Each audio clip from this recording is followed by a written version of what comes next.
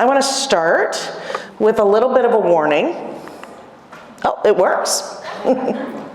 The following content may be unsuitable for minors, those possessed of delicate sensibilities, anyone bored easily by the droning on of self-aggrandizing academics. Almost none of the jokes in here are going to be mine, and I apologize in advance for mine being less funny. And I have to apologize in advance for some of the jokes that we'll be talking about that are, well, not funny. Or maybe they are, but they're definitely taboo. Anything else I'm supposed to say here? Anything which might offend is merely presented for us to study, and never, ever, ever for gratuitous laughter. Did that work? Yeah. That guy with those eyes, that's Franz Kafka. One of my favorite authors, and a person who many people miss the joke in his stories. Kafka was known to have so much trouble getting through reading his work to his friends without cracking up at his own humor, that friends would often ask someone else to read his work. He thought he was hilarious. I think he was hilarious. Most people just think he was depressing. Apparently, when a friend asked him to go see a series of Charlie Chaplin films, Kafka, who did enjoy those that he'd seen, said, "Jokes are far too serious a matter for me." And I think that's a good way to start thinking about today's talk, is we're going to take seriously something a lot of people don't think of as academic or serious. Now, I don't know if you're aware of this, but academics are famous for, well, ruining jokes. And the way we do this is we do the one thing that you're supposed to never do, which is explain a joke. That's how you kill a joke. You take it into the street, and instead of shooting it, you just explain it to everybody. We go one step further. We explain them like this, and this is a direct quote from one of the strongest academics in the field. "We should try and analyze a joke's ideational structure in terms of the operative appropriate incongruity." I'm going to try and avoid the second, but I'm afraid I will do quite a bit of the first. All right, let's before we can talk about, checking to see what's up there. Before we can talk about joking and the taboo, we have to talk about what a joke even is. So that is where we're going to start. Laughter arises from the view of two or more inconsistent, unsuitable, or, and here's that word again, incongruous, parts or circumstances considered as united in one complex object or assemblage, or as acquiring a sort of mutual relation from the peculiar manner in which the mind takes notice of them. Now I know what you're thinking. You're thinking, Leigh, you just promised not to do that. But those aren't my words. That's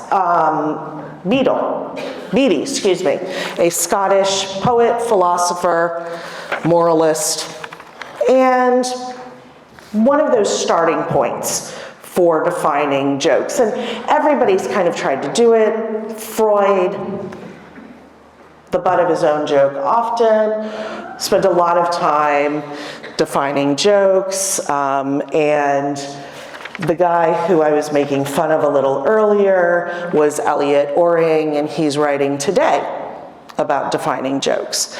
But Beatty is a good starting point. But you might have kind of missed what he meant there. So a quick warning.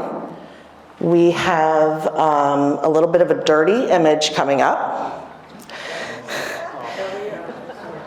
It is from an illuminated text, which is just those old medieval, handwritten, copied over and over and over again texts that are made all frilly and pretty on the sides. There it is. There it is. The people, often monks, usually monks, although this one was not by monks, who copied these texts would get very bored. And they would doodle in the marginalia. So right along those sides, they would doodle, they'd write comments. Sometimes they would explain things from the text. But sometimes they would write things like, "Thank goodness it's getting dark out." They had no lights. They could stop work as soon as the sun went down. Right? So they were very cheeky.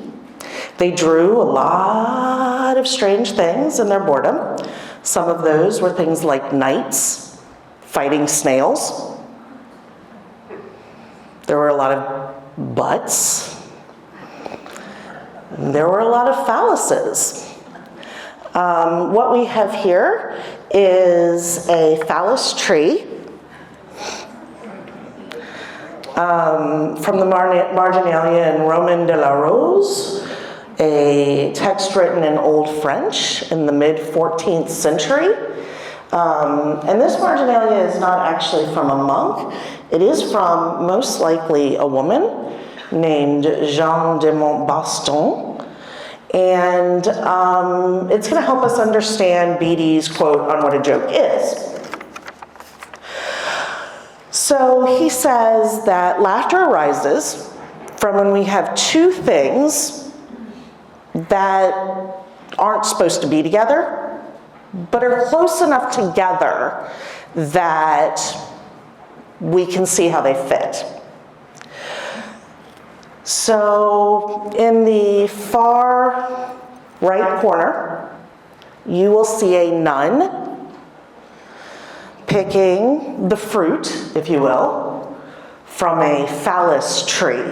Phallus trees show up all over medieval art in Europe, not just France. There's big ones, there's little ones. The phallus tree was very popular. So she's filling her little basket. So right away, we start with this concept of two ideas that we don't really think of going together: nuns and penises. That being said, close enough together, not nuns and penises, but this idea, well, nuns aren't supposed to have sex, right? And the medieval church across Europe was pretty famously corrupt. So, on the one hand, we have the nun picking the fruit. And then if you look at the other side, sorry, I'm used to having a TV right here that I can point to. If we look at the other side, what we see is a nun and a monk. Kissing. So she goes out, she picks the fruit in this doodle, this little story, and then she goes and has a little hanky-panky with the monk. It's a joke. It's satire, but at the cornerstone of it is this idea of two things we're not supposed to think of together, juxtaposed, forced together, in a way that you might not find funny, but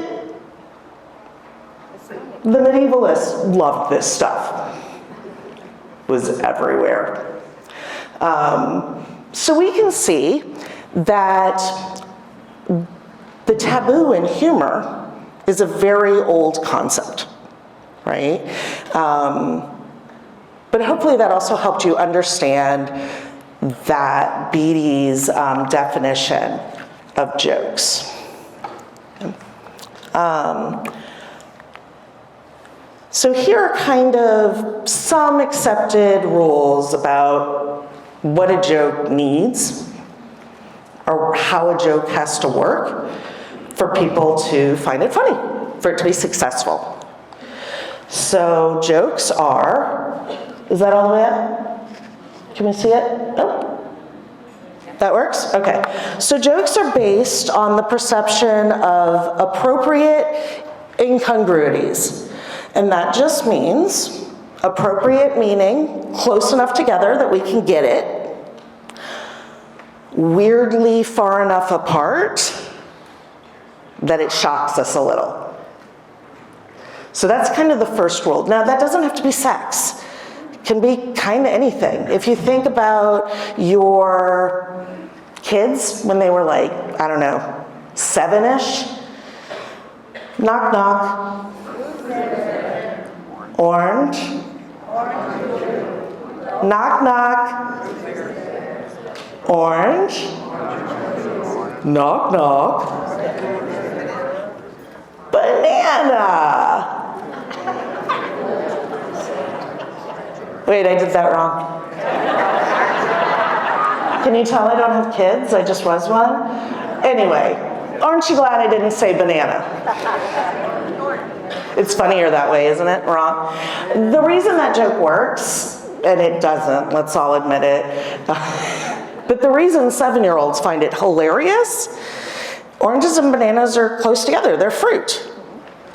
But they're definitely further apart and weirder than oranges and apples, right? So it's the same concept. So that's rule 1. Rule 2 is that these connectable but strangely different, or as some scholars say, unharmonious, ideas are only the core, the locus of the joke's meaning. They don't work alone.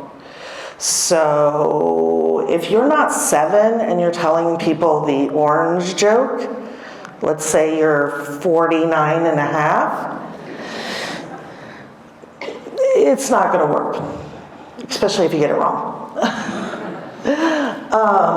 And that leads us to the third part. It's the joke's performance that contextualizes the meaning and makes the joke funny. That's the important part, right? Comedians, stand-up comedians, which I am not, because, oh my God, lots of hard work and very scary. They work really hard at that, performing the joke. But when we talk about performance, it's not just getting the punchline right, timing and all of that. If it were, then we'd never read jokes, right?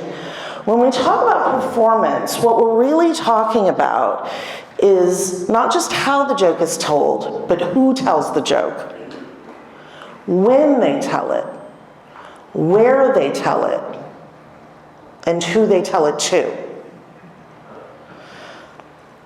The audience is central to a joke's success.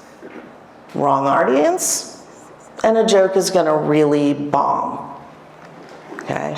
And this is important. A lot of people miss this part when they try to be funny. I think we all know someone like that. They're always telling their joke to the wrong audience. and they're not very funny, and then who do they blame? The audience, right? You just don't get my sense of humor. Well, maybe you just don't get mine. You're the one telling the joke. That's your job, buddy. And that's a core piece of when we talk about humor and the taboo, understanding. So when we talk about why the taboo, whether it's phallus trees in the medieval world or gallows humor, our job is to consider the audience. Jokes are cultural. If I tell you my favorite joke from ancient Samaria, you may or may not get it because you are not in ancient Samaria. Shall we try it? All right. Let's see if I can do this. First of all, I don't speak ancient Sumerian. So we're doing a translation. Exactly. That would definitely go over as a bomb, right? Y'all don't speak it, I don't speak it. Wrong teller, wrong audience, right? But we'll do it in English. And this is a rough translation because nobody speaks ancient Sumerian today. So this was reported in 2016, the oldest joke on record. It really isn't, because the record is always getting more filled, and also the record is pretty Eurocentric. That's a whole different lecture. Okay, so the strangest thing that never happened is a young lady sitting on a man's lap and not farting. Those ancient Sumerians. It bombed, right? Because what does that even mean, right? We've got a weird double negative, but we don't know if ancient Sumerians use double negatives the way we use double negatives, and then we have this whole other thing. But basically, it's a joke about sex, not specifically the act, right? But it's body, young woman on a man's lap, body, and farts. And farts are pretty funny. That's cross-cultural. And also really taboo in our culture, right? Especially in mixed company, whatever that means. We don't fart. Women don't fart, guys. We can't do it. See, that was funnier, because it's cultural, right? That's a very American kind of idea, that my body fundamentally doesn't do certain things, or that I'm seriously ashamed of them. So, funny, right? Ish. Again, not a comedian.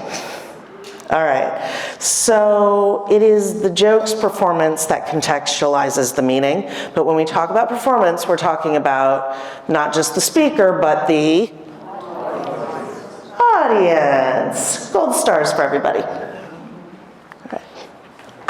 Let's see here. I've got a little version of this on my cell phone because, again, I can't see that. All right, so there are lots of types of jokes depending on who you ask. But when I was in school, like high school, which was a long time ago, we talked about humor in my drama class. There I am, 15. Ooh. And the way we talked about humor back then was very hierarchical. It was high humor, low humor. which indicates this idea of like intelligence, and I don't know, it's problematic, and we don't really do that anymore today. What we do is separate them out into, depending on who you ask, a variety of number of possibilities. So here we have nine types of jokes, and many jokes do more than one. All right, you with me? Doing good? All right, so we have the body stuff, right? So our ancient Sumerians, little body. Our marginalia, very body. I don't know if y'all, my cultural upbringing, we called that blue humor. Did y'all do that? Yeah. A blue joke is a body joke, a sexy joke. It doesn't actually have to deal with the act of sex, but it's any of that sex-like stuff. Think burlesque. Burlesque uses body humor.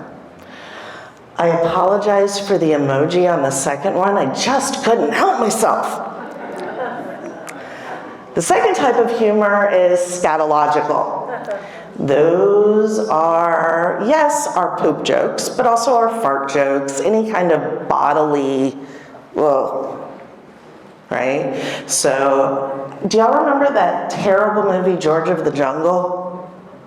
No? It was really bad. It had Brendan Fraser in it.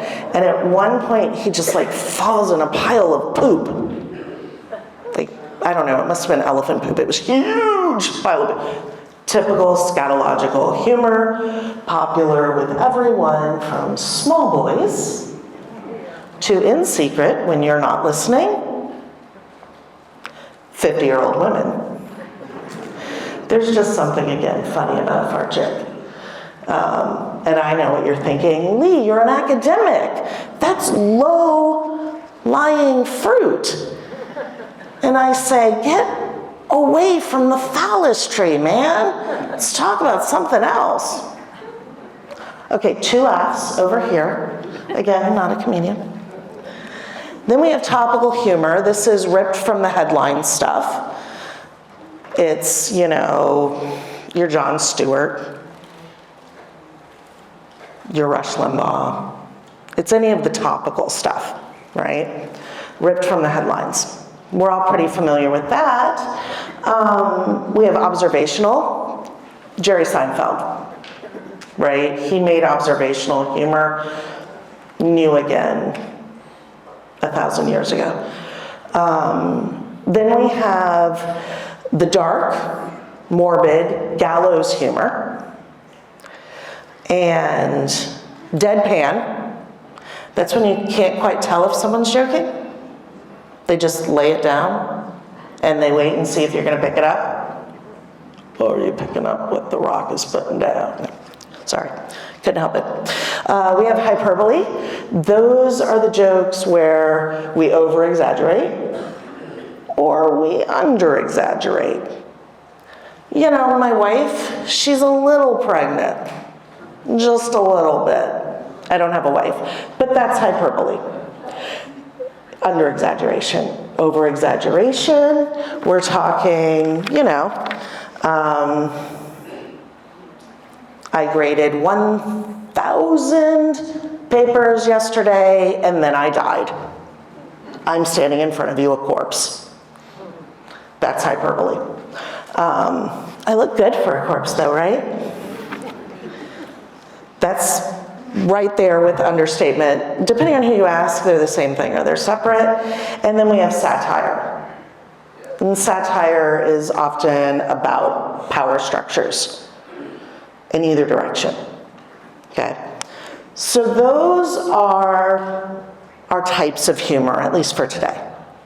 Ask again tomorrow, and an academic will have separated them different ways. What I want you to notice there is how many of these embrace the taboo. So, body, taboo, right? I mean, depending on your culture. But in our culture, certainly. Scatological, taboo. What else do we have here? Topical? Well, when you start joking about things that are ripped from the headlines, most of those things are tragic. Not all of them, but we're definitely taboo adjacent with topical humor. Observational humor, nah, not usually, but occasionally. Just go back and watch Jerry Seinfeld's TV show. There was definitely taboo there. Dark, morbid, gallows humor, definitely the taboo, right? The second I start joking about cancer, everybody gets uncomfortable, especially my mother, a survivor of cancer. But only because my jokes aren't as good as hers and she thought she raised me better. Deadpan. Well, if someone's throwing a joke out there and you can't tell if they're joking or not, there's often an element of taboo there. In a little while, we're going to talk about how that can go kind of bad. And then we have what's left. Hyperbole, understatement, they're fine. And satire, well, the second you start making fun of power structures, you're definitely tiptoeing into the taboo. So we can see that a huge amount of humor circles the taboo. It's not that some of us joke about things that others of us find inappropriate. It's that all of us joke about things someone else, not necessarily us, might find inappropriate. It's part of laughter. And that brings us to what's going on, why. When I was in elementary school, both my images weren't there. Before I go down, let me set this up because I kind of need to apologize for it a little bit. These are not my jokes. When I was in elementary school, the Challenger went up. We watched it. I was, I think, third grade. So I'm sitting there in my third grade classroom in Florida because I grew up in Miami. We were very excited. A teacher was going up. This was a Florida event. I had gone to see a shuttle go up at Cape Canaveral. I was very excited. I was a nerdy kid, loved science, didn't like teachers, but she seemed cool. And there we were all sitting. And, well, you know what happened. It exploded. And it was a defining moment in my generation because of the way we watched it. We didn't know that was possible. We didn't understand it. It was really, really scary. So I'm about to show you some jokes that circulated very fast after the Challenger explosion. When I say very fast, newspapers were writing op-eds about these jokes, and there were a lot of them, less than a month later. So right out the gate, some very poor taste, we'll say, jokes were out there. And I'm using this set of jokes as a surrogate from a lot of the jokes we see today on social media. Because, you know, that old saying, too soon? Well, you're a pretty diverse audience. And I don't want to pull up a bunch of jokes that are on social media today that are, let's face it, offensive, inappropriate for some of you in one way, and other jokes that will be that way for some of you in another way. I know that these jokes will still, for many of you, feel that way, but it's, at least we have some distance, right? Okay, so these are not pretty. Now, pretty and funny are not always the same thing, so I'm not gonna shame you if you do find them funny, right? That's, again, cultural, and there's a reason these jokes went viral, if you will, pre-internet. So, no shaming each other. So the first one we've got here is, what does NASA stand for? Need another 7 astronauts. Where are the astronauts spending their next vacation? All over Florida. What color were Krista McAughey's eyes? Blue. One blew this way and one blew that way.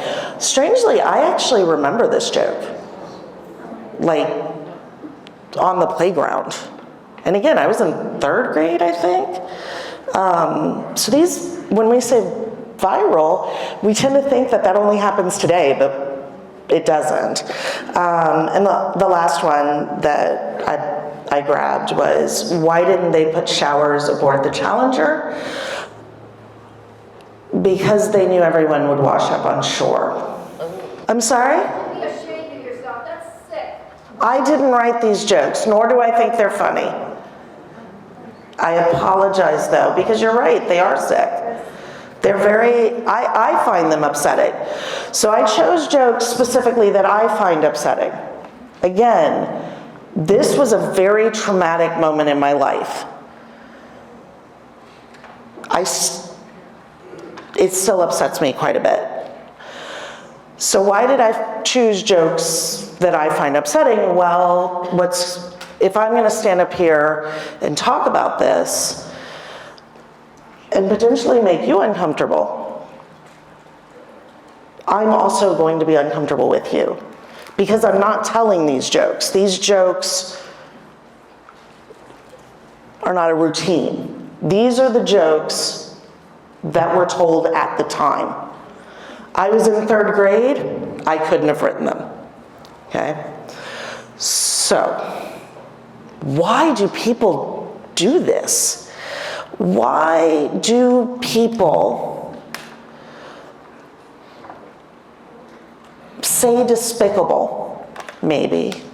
And again, you may have a different kind of view of this. You might find them funny. And I'm not gonna judge you for that. Give me a second, I'm gonna take it all. So why do people do this? Well, there are a lot of theories out there. Some of them are that people are just kind of despicable and depraved and mean. And I'm sure some people are, but I think that you have to think how many people had to have been telling these jokes for them to climb across the US in less than a month. And I personally do not believe that we're just bad, that humans are just despicable and mean, even if we do despicable and mean things sometimes. So maybe there are other reasons, and the reasons I'm going to talk about, I didn't come up with, once again. Other people did. I'm just a studier of it. I'm not a psychologist, but psychologists have looked deeply into this. And I'm not a folklorist, but the main source for this talk is a folklorist. His name is Elliot Oring. I just didn't want to get his last name wrong.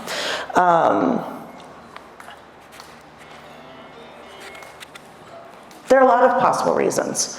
One of the most popular beliefs, by psychologists especially, is that there is something therapeutic about jokes like this. So when people make fun of each other on Facebook, when people say mean things and laugh, when kids bully each other, when people make fun of tragedies, when they joke about horrible things. Many psychologists say, that it is probably because it's therapeutic. And we've got some good evidence of this.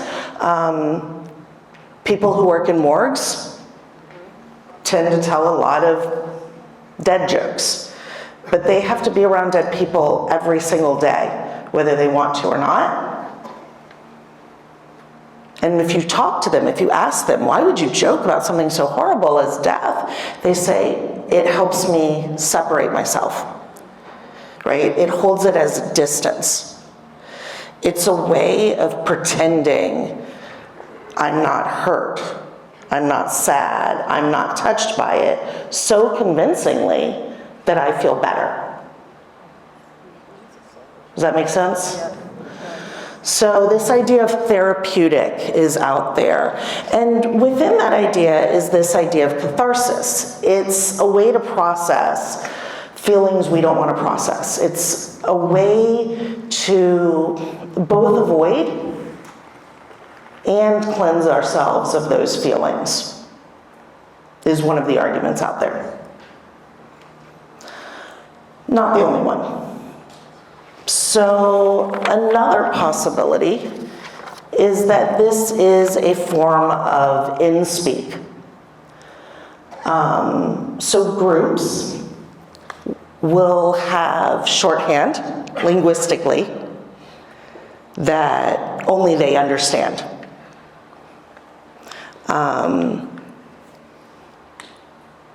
Teenagers. Who can understand them, right? They have all this language, and that's in-speak. It's a way to create an us and them situation.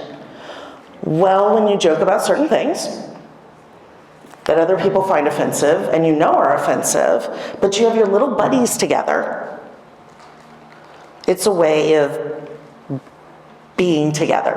And people do this often about their own world. So horrible things that have happened to them, personally, things they care about, they will make light of with their friends, because only their friends get it. Okay, so that's a possibility. Another possibility is satire. So there were a lot of people at the time that felt that NASA was wasting money on dangerous expeditions. And so when danger came and knocked on the door, a way of skewering NASA for doing what they felt it shouldn't have been doing in the first place were these kinds of jokes. Strangely, though, there were people out there that supported NASA's mission who also told these jokes. And one of the ways that works satirically is to make it understandable to others. This is terrible, but I want you to just kind of twist your brain towards the logic here. That risk is inherent. If we make light of it, it creates processing, but it also skewers the idea that we could possibly do this without risk. These are all possibilities. You see it on the internet all the time. You see it on TV all the time.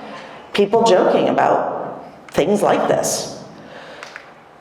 The Challenger jokes didn't start this, and they certainly didn't end it. Humor is often described as violence.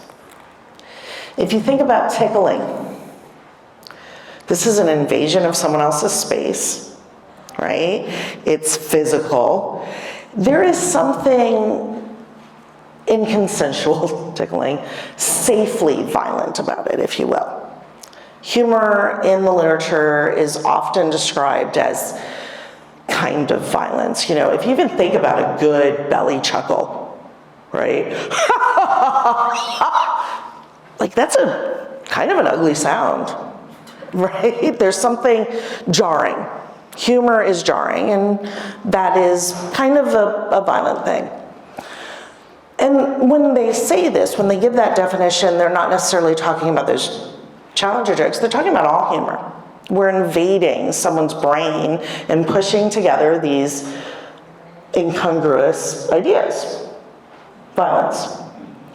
But if we're going to do it well, if we're going to do it successfully, if we're going to do it in a way that we're not actively trying to hurt others, we have to remember two things. A joke is only successful if it's told to the right audience. And punch if you must. If you must punch, punch up and not down. And that is my advice. Always punch if you must. If you're going to make a joke about others, don't make jokes about people who are already hurting. To them, at least, right? Why cause pain? Why choose to cause pain? Pick your audience if you must. But there's no reason to tear down people who are already hurting. All right, that's my spiel. Oh, thank you. Do we have? Oh. Thank you.